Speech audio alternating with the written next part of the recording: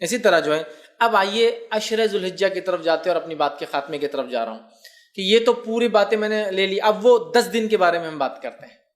عشرہ ذوالحجہ جس کو کہتے ہیں، مطلب فرسٹ 10 days آف ذوالحجہ، حج کے مہینے کے پہلے 10 دن، ان ایام کی بڑی فضیلت ہے، یاد رکھیے۔ پہلے ذوالحجہ سے لے کر یوم النحر، مطلب 1 تاریخ سے لے کر 10، اور 10 کے دن ہم کیا مناتے ہیں؟ عید مناتے ہیں، یاد رکھیے، بقرعید جس کو کہتے ہیں عام زبان میں، ٹھیک ہے؟ تو یہ 10 دن کی فضیلت کیا ہے اس کی طرف ہم بڑھتے ہیں۔ تو ذوالحجہ کے پہلے 10 دن کی فضیلت کے تعلق سے نبی اکرم صلی اللہ علیہ وسلم فرماتے ہیں، صحیح بخاری کی روایت ہے، غور سے سنیے کتنی فضیلت ہے ان دنوں کی، جس کو ہم بہت ایزی، بہت آسان اور بہت معمولی سمجھتے ہیں۔ حدیث کے الفاظ ہے، ذوالحجہ کے ابتدائی 10 دنوں کے مقابلے میں دوسرے کوئی ایام ایسے نہیں جن میں نیک عمل اللہ کو ان دنوں سے زیادہ محبوب ہو۔ مطلب ذوالحجہ کی پہلی 10 تاریخ میں جو اعمال انسان کرتا ہے اللہ کو اتنے پسند ہے کہ اتنا پسند اللہ کو باقی دوسرے دنوں میں کیے گئے اعمال محبوب نہیں ہیں۔ صحابہ کرام نے عرض کیا، اللہ کے رسول صلی اللہ علیہ وسلم کیا جہاد بھی نہیں؟ تو فرمایا اللہ کی راہ میں جہاد بھی افضل نہیں ہے۔ مطلب اتنا افضل ہے اس مہینے میں اعمال کرنا کہ ایک آدمی عام دنوں میں اگر جہاد بھی کرے تو ان دنوں میں کیے گئے اعمال کی برابری نہیں کر سکتا۔ تو آپ نے ہاں جہاد بھی نہیں سوائے اس مجاہد کے جو اللہ کی راہ میں نکلے، جان بھی لے جائے، مال بھی لے جائے، جان بھی چلی جائے، مال بھی چلے جائے، وہ زیادہ افضل ہے، باقی کوئی عمل افضل نہیں۔ مطلب ذوالحجہ کے پہلے 10 دن میں آپ جو عمل کریں گے وہ عمل جہاد سے بھی زیادہ افضل ہے۔ صرف اس مجاہد کے مقابلے میں ہمارا عمل کم ہوگا ان 10 دنوں کا جو مجاہد جان مال دونوں لے کے جائے اور کھپا دے، مطلب ختم ہو جائے، ورنہ باقی سارے اعمال ان دنوں میں افضل ہے۔ تو گویا پتہ چلا ان دنوں میں کیے گئے اعمال سب سے افضل ہے، یاد رکھیے سب سے افضل ہے۔ تو آپ جب پتہ چل گیا سب سے افضل ہے تو ہمیں خوب کوشش کرنا چاہیے۔ اور اس کے تعلق سے حافظ ابن حجر عسقلانی رحمہ اللہ لکھتے ہیں کیوں اللہ نے ان ایام کو سب سے افضل بنایا ہے، اور بڑی اچھی بات لکھتے ہیں، اور ایک حکمت، بڑی اچھی حکمت وہ لکھتے ہیں، اور وہ فرماتے اور کہتے ہیں اللہ تعالیٰ نے عشرہ ذوالحجہ، پہلے ذوالحجہ کے پہلے 10 دنوں کو اس لیے فضیلت اور شان اور شوکت بخشی ہے، اس کا سبب یہ وہ لکھتے ہیں یہ وہ دن ہیں جن میں ساری عبادتیں ایک ساتھ مل جاتی ہے۔ یہ وہ ایام ہے، یہ وہ مہینہ ہے جس میں ساری عبادتیں مل جاتی ہے۔ توحید تو ہے، ایک مسلمان چلتا ہے، نماز، روزہ، صدقہ اور حج، سب چیزیں ایک ساتھ آتی ہے اس مہینے کے اندر۔ اس کی اسپیشلٹی ایسا ہے، اور کوئی مہینہ نہیں ہے سال کا جس میں ساری عبادتیں ایک ساتھ آئے۔ آپ بولیں گے روزہ کہاں سے آ گیا؟ میں آگے آ رہا ہوں روزے کی طرف۔ اس دن نفل روزہ رکھ سکتے ہیں آپ ان 10 دنوں کے اندر، آگے میں رکھوں گا انشاءاللہ۔ چونکہ ساری عبادتیں وہ کہتے ہیں ایک ساتھ مل جا رہی، سب سے افضل اعمال ہے، تو ظاہر سے صدقہ بھی سب سے افضل اسی مہینے کا ہے۔ تو وہ کہتے ہیں چونکہ سارے اعمال ایک ساتھ مل جا رہے ہیں، توحید تو ہے ہی، نماز ہو جا رہی ہے، روز انسان پڑھتا ہے، روزہ بھی ان ایام کے اندر ہے، پہلے تاریخ سے لے کر 9 تاریخ تک روزہ رکھنا یہ سنت، اور اللہ کے رسول ہمیشہ رکھتے تھے ہر سال یہ روزے، فرسٹ 9 روزے ذوالحجہ کے، پہلے 9 دن کے روزے، 10ویں دن تو عید ہے، ٹھیک ہے، رکھتے تھے۔ تو روزہ بھی مل گیا، نماز بھی مل گئی، توحید پر انسان تھا، صدقات بھی کرے چونکہ سب سے افضل عمل ہے، اور اس میں حج بھی آ جاتا ہے، سارے ارکان ایک ساتھ آ رہے ہیں۔ تو وہ کہتے ہیں اس وجہ سے اللہ نے یہ حکمت ہو سکتی ہے کہ ان 10 دنوں کو اتنی زیادہ اہمیت دی، اور واقع میں ایسا اور کبھی نہیں ہوتا، یاد رکھیے۔ لیکن ایک سوال، کیا شب قدر سے بھی افضل ہے یہ؟ تو نہیں، یاد رکھے نہیں، وہ ایک اسپیشل ہے، اللہ نے قرآن میں جب بیان کر دیا تو اب اس کو ضرورت نہیں الگ سے وہ کرنے کی۔ شب قدر اور رمضان کا عشرہ اس کی ایک الگ ہی اپنی اہمیت ہے، وہ مستحکم، اس کی فضیلت بالکل ثابت ہے۔ اب جو باقی باتیں نہیں اس کے بعد ہی، اس کے نیکسٹ ہی ہوں گا، یاد رکھیے، ٹھیک ہے۔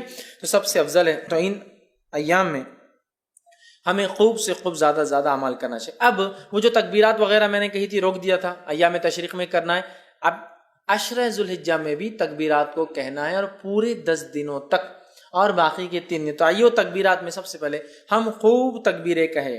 مسند احمد کی روایت ہے، آپ سے فرماتے رہے کہتے ہیں ان 10 دنوں میں، مطلب ذوالحجہ کے پہلے عشرے میں کے مقابلے میں دوسرے کوئی ایام ایسے نہیں جن میں نیک اعمال اللہ کے یہاں زیادہ درجے والے ہو، لہٰذا ان دنوں میں کثرت سے اللہ کی وحدانیت بیان کرو، اللہ کی بڑائی بیان کرو، اور اللہ کی حمد بیان کرو۔ ان 10 دنوں سے زیادہ عمل اللہ کو کوئی پسند نہیں، لہٰذا اللہ کی وحدانیت، ایک ہونا بیان کرو، اس کی توحید بیان کرو، اور اس کے تعلق سے آپ آگے فرما رہے ہیں اس کی جو ہے بڑائی، اس کی تکبیر بیان کرو، اور اس کی حمد بیان کرو، ٹھیک ہے۔ اب آئیے اللہ کی وحدانیت بیان کرنے سے کیا مراد؟ لا الہ الا اللہ، یہ کہنا، یہ وحدانیت بیان کرنا ہے نا۔ اسی طرح اللہ کی جو تکبیر بیان کرنے سے کیا مراد؟ اللہ اکبر کہنا، اور دیگر تکبیرات جو اللہ کی بڑائی بیان کرتی ہے وہ کہنا۔ اسی طرح جو اللہ کی حمد بیان کرنے سے کیا مراد؟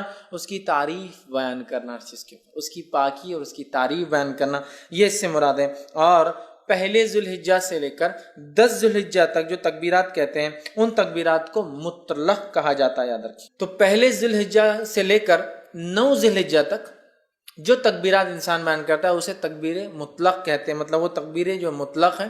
اور 10 ذوالحجہ سے لے کر 13 جو تکبیر بیان کرتی ہے اس کو کہتے ہیں تکبیر مقید، وہ قید ہوتی ہے، کسی عمل کے ماتحت چلتی ہے، یاد رکھیں۔ تو یہ تکبیرات ہیں۔ اب کیا تکبیرات بیان کریں؟ تو آئیے پہ کچھ چند تکبیرات جو ثابت ہے وہ آپ کے سامنے رکھ رہا ہوں، جو ہم بیان کر سکتے ہیں۔ پہلی روایت مصنف ابن ابی شیبہ کی ہے، اس کے اندر آتا ہے کہ آپ جو تکبیر بیان کر رہے ہیں بڑائی وہ ہے اللہ اکبر اللہ اکبر اللہ اکبر لا الہ الا اللہ واللہ اکبر وللہ الحمد۔ یہ سب سے کامن ہے جو ہم لوگ عموماً کرتے ہیں۔ اللہ اکبر اللہ اکبر اللہ اکبر 3 بار ہے۔ لا الہ الا اللہ، نہیں کوئی معبود سوا اللہ، اللہ بڑا ہے اللہ بڑا ہے اللہ بڑا ہے، نہیں ہے کوئی معبود سوا اللہ کے، واللہ اکبر اور اللہ بڑا ہے، وللہ الحمد اور ساری تعریف اللہ کے لیے۔ تکبیر اور اللہ کی حمد دونوں ایک ساتھ آ گئی، یہ سب سے مشہور اور معروف ہے، یہ آپ پڑھ سکتے ہیں۔ دوسرا جو پڑھ سکتے ہیں جو ثابت ہے وہ یہ ہے الفاظ اللہ اکبر کبیرہ، ٹھیک، اللہ اکبر کبیرہ والحمد للہ کثیرہ وسبحان اللہ بکرۃ واصیلہ۔ دوسرا آپ یہ کر سکتے ہیں اللہ اکبر کبیرہ والحمد للہ کثیرہ وسبحان اللہ بکرۃ واصیلہ، یہ آپ دوسرا کر سکتے ہیں۔ تیسرا آپ جو کر سکتے ہیں اللہ اکبر اللہ اکبر اللہ اکبر کبیرہ، اللہ اکبر اللہ بڑا اور اللہ سب سے بڑا ہے، یہ بھی ثابت اللہ اکبر اللہ اکبر کبیرہ، ٹھیک ہے۔ اس کے علاوہ جو ثابت ہے فتح الباری میں جو روایت آتی ہے اس میں یہ ہے اللہ اکبر اللہ اکبر کبیرہ اللہ اکبر، یہ الفاظ بھی جو ہے آپ ادا کر سکتے ہیں۔ اس کے علاوہ ایک اور جو الفاظ ثابت ہے وہ یہ ہے سبحان اللہ والحمد للہ لا الہ الا اللہ واللہ اکبر اللہ اکبر وللہ الحمد۔ یہ تمام تسبیحات آپ کثرت سے ان ایام میں پہلے سے لے کر 13 تک کثرت سے بیان کر سکتے ہیں۔ صحابہ کا ان ایام میں کیا معمول تھا، جو میں نے رکھا تھا نا کہ تکبیرات آپ نہیں پڑھتے، وجوہات شرم آتی فلاں، صحابہ کا کیا معمول تھا؟ آئیے امام بخاری نقل کرتے ہیں کہ عبداللہ ابن عمر رضی اللہ عنہما اور ابو ہریرہ رضی اللہ عنہ، یہ دونوں صحابی جو ہے ان 10 دنوں کے اندر بازار کی طرف جاتے اور بازار میں جاتے اور اتنے زور سے تکبیر کہتے ہیں کہ لوگ بھی ان کی تکبیرات کو سن کر وہ بھی تکبیر کہتے ہیں۔ اب اگر ہمارے دور میں کوئی تکبیر بولتا گیا تو وہ ایک تو پاگل ڈکلیئر ہو جائیں گا، ایکسٹرا آرڈنری، حد سے زیادہ کہیں کو دکھاوا کر رہے بھیا تم، یہ کرنا والی چیز ہے۔ اگر یہ دکھاوا ہوتی تو صحابی کبھی نہیں کرتے تھے، یہ کرنے والے اعمال، تو یا تو وہ ہو جائیں گا یا تو پھر اللہ کا ولی ڈکلیئر ہو کے عام لوگوں سے بڑا ہو جائیں گا، اللہ کا ولی بھائی ہم نہیں کر سکتے، نیکسٹ آگے یہ ہو جائیں گا معاملہ۔ صحابہ نکلتے تھے اتنی زور سے بولتے تھے کہ سننے والے غفلت میں ہیں، بازار میں لوگ مارکیٹ میں بھول گئے، ارے یاد آ گیا ذوالحجہ چالو ہے اور اس کے اپنی بولو تکبیرات بیان، تو اتنی زور سے بیان کرتے ہیں کہ لوگ ان کی تکبیرات سن کر تکبیر بیان کرتے ہیں۔ عبداللہ بن عمر رضی اللہ عنہ کے تعلق سے آتا کہ مینا میں اپنے خیمے میں، مطلب حج کے لیے جاتے، مینا میں اپنے خیمے میں اتنی زور سے تکبیر بولتے کہ آواز مسجد میں چلی جاتی تو مسجد والے تکبیر بولتے، مسجد والے تکبیر بولتے تو آواز بازار میں چلی جاتی تو بازار والے تکبیر بولتے، اور چنانچہ روایت میں آتا ہے کہ مینا تکبیرات سے گونج اٹھتا تھا، بخاری کی روایت ہے، مطلب وہ یہاں بولتے تو مسجد والے سن لیتے، مسجد والے بولتے تو بازار والے سن لیتے، بازار والے بولتے تو اتنی زور سے آواز ہوتی کہ پورا مینا آواز سے گونجتا تھا، لوگوں کی تکبیرات لوگ بیان کرے، جیسے حج میں ہوتا ہے نا، تو یہ حج میں تو کرنا ہی ہے، بازار میں بھی کرتے تھے، مطلب یہ حج کو نہیں کہتے شروعات میں، بازار میں بھی کرتے چلتے پھرتے۔ تو ہمیں خوب تکبیرات اس مہینے میں بالخصوص 1 سے لے کر 10 اور 10 سے لے کر 13 تک بیان کرنا ہے۔ تو اسے پتہ چلا کہ ہمیں چلتے پھرتے اٹھتے بیٹھتے ان میں تکبیرات بآواز بلند زور سے بیان کرنا ہے، اور عورتیں چونکہ وہ زور سے نہیں کر سکتی تو وہ پست آواز میں ہلکی آواز میں اپنے گھروں میں کریں گی۔ ہاں اگر گھر میں غیر محرم کے سننے کے ڈر نہ ہو تو عورتیں بھی بلند آواز میں تکبیرات پڑھیں گی۔ سمجھ لیجیے گھر میں صرف محرم ہے، بھائی ہے، والد ہے، بچے ہے، سگے بھانجے بھتیجے محرمات، تو عورت تیز بول سکتی ہے، لیکن ڈر ہو کہ غیر محرم سنیں گے تو پھر پست آواز میں بولیں گے، لیکن عورت بھی بولیں گی، اور میں تو کہتا ہوں عورت ہی پہلے بولے تو پھر بچے بھی بولیں گے، بچے تو ماں سے ہی سیکھیں گے نا، بہرحال تو عورت بھی بول سکتی ہے، ٹھیک ہے۔ اسی طرح جو ہے تکبیرات کے علاوہ ان ایام میں ہمیں کیا کرنا ہے، تو ان ایام میں ہمیں روزے رکھنا ہے۔ کون سے؟ عشرہ ذوالحجہ، پہلے ذوالحجہ کے پہلے عشرے کی بات چل رہی ہے وہ ہماری، تو اس میں کیا کرنا ہے؟ تکبیرات کے علاوہ روزے رکھنا ہے۔ نبی اکرم صلی اللہ علیہ وسلم کے تعلق سے آتا ہے، صحیح مسلم کی روایت ہے، مجھے اللہ تعالیٰ سے امید ہے کہ اس دن کا روزہ 9 ذی الحجہ، ایک سال پچھلے اور ایک سال اگلے گناہ کا کفارہ بنے گا۔ تو 9 ذی الحجہ کو تو رکھنا ہے، یہ غیر حاجی کے لیے، حاجی نہیں رکھیں گا۔ اس کے علاوہ ان مہینے کے اندر جو روزے آپ رکھیں گے اس میں ایک روزہ جو مشہور اور معروف ہے وہ یہ ہے، جس کے تعلق سے روایت اس طرح سے آتی ہے، سنن ابو داؤد کی روایت ہے کہ آپ صلی اللہ علیہ وسلم کی زوجہ مبارک جو ایک زوجہ فرماتی اور کہتی ہے کہ نبی اکرم صلی اللہ علیہ وسلم جو ہے ذی الحجہ مطلب 9 ذی الحجہ کا روزہ، اس کے بعد جو ہے یوم عاشوراء کا روزہ، ہر ماہ کے 3 روزے، اور ایک روایت میں ذی الحجہ کے پہلے 9 روزے، 9 ذی الحجہ عرفے کا روزہ، اور جو ہے 10 محرم کا روزہ، اور ایام 20 مہینے کے 3 روزے کبھی نہیں چھوڑتے۔ اور ایک روایت میں الفاظ ہے آپ صلی اللہ علیہ وسلم پہلے 9 روزے ذی الحجہ کے پہلے مطلب پہلے عشرے کے پہلے 9 دن کے روزے، اور 10 محرم کا روزہ، اور اسی طرح ایام 20 مہینے کے 3 دن 13، 14 اور 15 یہ روزے کبھی نہیں چھوڑتے۔ تو اس روایت میں 9 روزے کے تذکرہ ہے، پہلے 9 روزے، تو پتہ چلا اس مہینے میں روزے بھی رکھنا چاہیے۔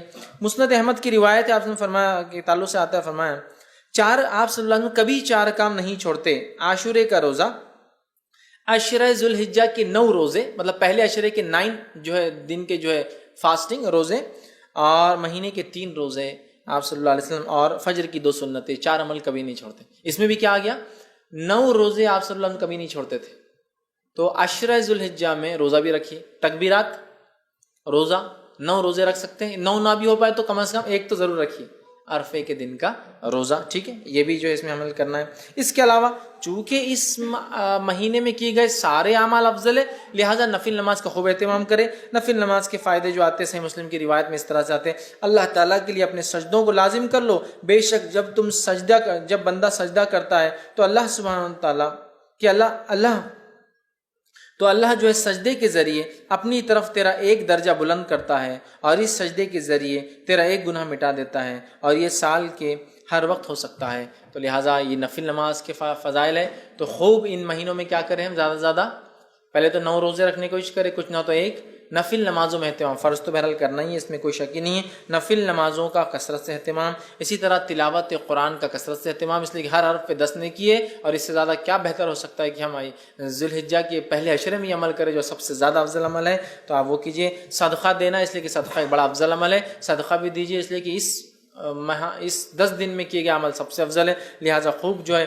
صدقہ آپ کیجیے، اور دیگر جتنی نیکیاں ہو سکتی وہ کریں، اور بالخصوص گناہ کبیرہ سے اور حرام کاموں سے اپنے نفس کو بچائے، بالخصوص گناہ کبیرہ سے اور حرام کاموں سے اپنے نفس کو بچائے، اس لیے کہ محترم اور حرمت والے مہینوں کو پاس اور لحاظ رکھنا یہی ہے کہ اس میں ہم گناہ اور معصیتیں کام نہ کریں، نیکیوں میں اضافہ کریں۔ تو جہاں ہم نیکیوں میں اضافے کی میں بات کر رہا تھا اب تک، تو یہاں گناہوں سے بچنا بھی بہت زیادہ ضروری ہے، اس لیے کہ یہ ایام میں کیے گئے اعمال سب سے زیادہ افضل ہے، لہٰذا خوب نیکی کا ہم اہتمام کریں، اور خوب اپنی نفس کو گناہوں سے بچائے، وہ چاہے ذی الحجہ کا مہینہ ہو یا دیگر اور 3 مہینے، مطلب ٹوٹل 4 مہینے حرمت والے، ان چاروں مہینے کا احترام کرے، حرمت کا پاس و لحاظ رکھے، گناہ اور معصیت سے اجتناب کرے، بالخصوص کبائر سے اپنے آپ کو بچائے، اسی طرح نیکیوں میں اپنے آپ کو آگے بڑھانے کی ہم جو ہے خوب سے خوب جو ہے کوشش کریں، اور بالخصوص وہ اعمال جو اعمال ہمیں بتائے گئے ان ایام میں کرنے کے، ان اعمال کو ہم جو ہے کثرت سے کرنے کی کوشش کریں، زیادہ سے زیادہ نیکی کریں، اور زیادہ سے زیادہ گناہوں سے اپنے نفس کو، اپنے آپ کو بچانے کی کوشش کریں۔ اب آئیے آخر بچ چند کلمات کہ ان ایام میں جو مخصوص دن ہیں ان کے کچھ نام آپ کے سامنے رکھ دیتا ہوں تاکہ بات سے واضح ہو جائے۔ جو ہے پہلے عشرے کو جو ذی الحجہ کا ہوتا ہے یا ذی الحجہ کا ہوتا ہے اسے کہتے ہیں عشرہ ذی الحجہ۔ تو عشرہ ذی الحجہ، عشرہ کا معنی 10 ہوتا ہے، تو عشرہ ذی الحجہ بولے تو بعد کے 10 دن یا آخر کے 10 دن نہیں یاد رکھیں، جب بھی روایت میں آئیں گا عشرہ ذی الحجہ تو معنی ہے پہلے 10 دن، فرسٹ 10 days، ٹھیک ہے۔ اس کے علاوہ دوسرا جو ہے یوم الضحیٰ، یہ جو ہے عید الاضحیٰ کے دن کو کہتے ہیں یوم الضحیٰ۔ اسی طرح جو ہے ایک اور دن ایام معلومات، جو ہم نے ابھی دیکھا قرآن کی آیت میں جو ہے، جو سورہ حج کی آیت میں 27 میں، وہ ہے 10، 11، 12 اور 13، یہ ایام معلومات ہیں، ان کو ایام معلومات بھی کہا جاتا ہے کہ ایام معلومات مطلب 10 ذی الحجہ، 11 ذی الحجہ، 12 اور 13 ذی الحجہ۔ اسی طرح ایام تشریق 11 ذوالحجہ، 12 ذوالحجہ اور 13 ذوالحجہ کو کہا جاتا ہے. اسی طرح یوم عرفہ 9 ذوالحجہ کو یوم عرفہ کہا جاتا ہے. اسی طرح یوم النہر 10 ذوالحجہ کو، عید کے دن. یوم النہر مطلب قربانی کا دن، خون بہانے کا دن. تو یوم النہر 10 ذوالحجہ کو کہا جاتا ہے، عید کے دن کو کہا جاتا ہے. اسی طرح جو ہے یوم الترویہ کہا جاتا ہے 8 ذوالحجہ کو، جب جو ہے حاجی جو ہے مینا میں جو قیام کرنے آتے ہیں. اور یہ بات جو ہے سنن ابو داؤد میں آتی ہے. تو اس کو یوم الترویہ کہتے ہیں جو 8 ذوالحجہ ہوتے ہیں. تو یہ چند نام ہیں. اسی طرح جو ہے لیلۃ الحسبہ کہتا ہے، ایام تشریق کے بعد جو ایک رات آتی ہے 14 کی، اس کو لیلۃ الحسبہ کہتے ہیں. تو یہ چند نام تھے جو ان دن میں ایام تشریق، یوم النہر، عید الاضحیٰ اور اس طرح سے ہم لوگ سنتے ہیں عام طور سے. تو یہ وہ چند چیزیں تھیں جو میں نے بہتر سمجھی کہ آپ کے سامنے